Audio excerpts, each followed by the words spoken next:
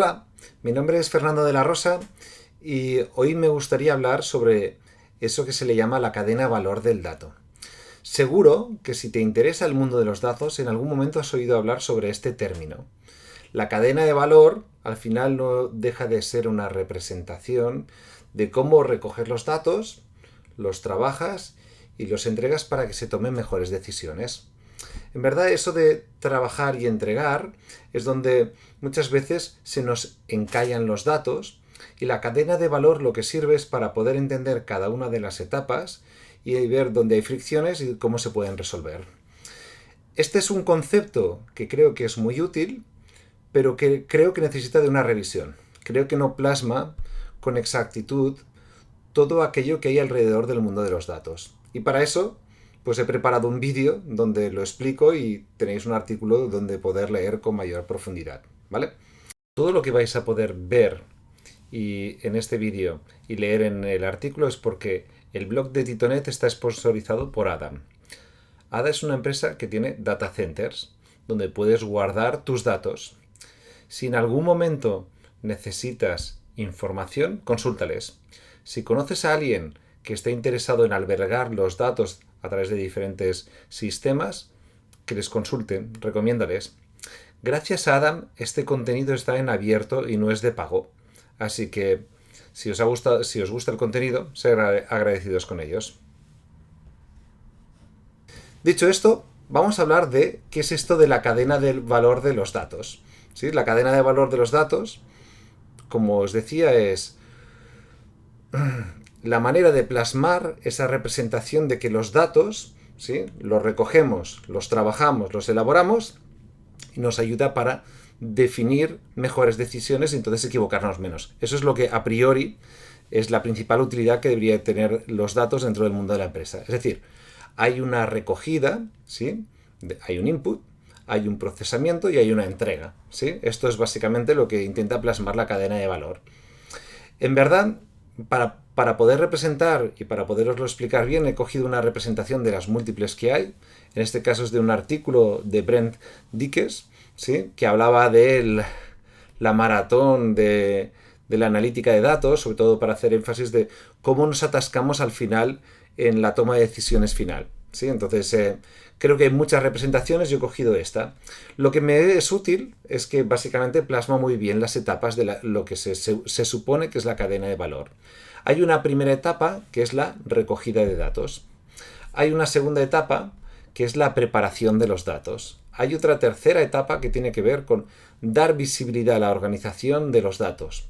Y hay otra cuarta etapa donde se analizan, otra donde se comunican aquellos insights que nos ha dado el análisis y por último es todo aquello que nos permite tomar decisiones. ¿Sí? Si os fijáis, hemos ido desde la colección hasta la toma de decisiones. Esta manera de representarlo yo creo que está bien, es muy didáctica. Lo que creo que he hecho en falta algunas cosas y he preparado una serie de consideraciones. La primera consideración es que o tienes claro qué es lo que tienen que resolver los datos o probablemente a lo largo de toda esta cadena de valor te vas a perder.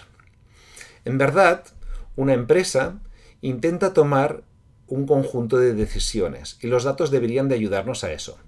Pero no todas las decisiones son iguales dentro de la empresa. Hay decisiones tácticas, hay decisiones operativas, hay decisiones estructurales y hay decisiones estratégicas. Si nos fijamos, una decisión estratégica es, ¿quién es nuestro cliente? Una decisión estructural es cómo nos organizamos. Las operativas es qué proyecto está funcionando mejor, cómo va el presupuesto. Y las tácticas es la campaña cómo está funcionando este ajuste que hemos hecho. Entonces de repente nos damos cuenta de o tenemos muy claro cuál es la pregunta que queremos resolver o entre la marabunta de datos que vamos a poder hallar nos perdemos. Este paso requiere de que pensemos antes de hacer. Vamos a pensar aquellos elementos, aquellos temas que son críticos para el negocio y que los datos deberían de ayudar a resolver. En la cadena de valor o le añadimos esta primera etapa o nos perdemos. La segunda consideración tiene que ver con que esto de simplemente recoger los datos y, y prepararlos, a mí se me queda un poco corto, ¿sí? En verdad, el concepto de preparación tiene que ver con normalizar, limpiar y poner en el mismo formato. Y esto es un poco escaso si habéis trabajado cerca de analistas de datos. En verdad, cuando tú trabajas con un analista y le has formulado las preguntas correctas, el analista no solo normaliza, sino que se dedica a trabajar y a intentar averiguar qué dato falta o qué dato sería útil para poder responder a la pregunta previa. Ahí hay un trabajo que es de trabajar y es un flujo continuado de limpieza, reflexión y, si no está completo, volver a la etapa anterior de recogida de datos. Ese elemento dentro de la cadena de valor que hemos visto no queda suficientemente claro. La tercera consideración es que hay una etapa que le llamamos visualización. Hemos pasado primero de todo por recoger datos, trabajamos con los datos, pero creo que la siguiente etapa no es visualizar, sino que la palabra exacta que representa mejor esta etapa es dar acceso.